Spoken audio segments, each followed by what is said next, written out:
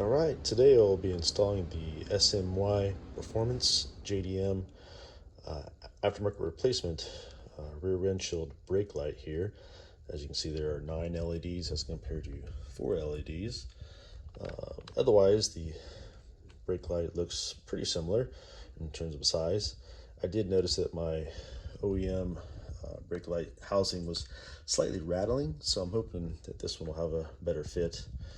But taking out the OEM US edition brake light was very easy. No tools required.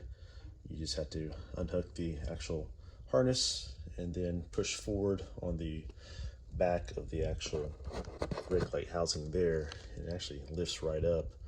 So I'm gonna go ahead and place this in the vehicle, and we'll see how it looks. Now I'm in the trunk of the vehicle, and you can see the housing kind of feeding the harness through this hole.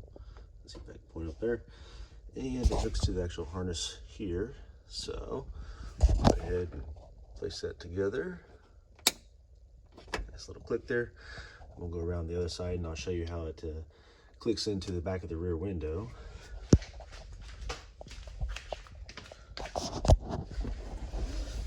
So back here you can see that there's actually just one little tab here.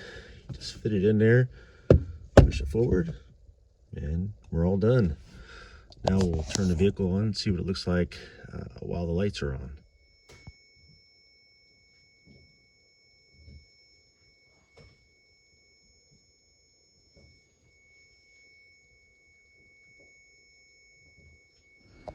Well, the install went nicely and everything turned out just as I expected.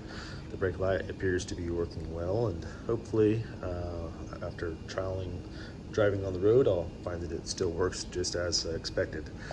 Hope you got something from this. Again, this was for the JDM replacement windshield brake light through SMY Performance. Thanks for watching.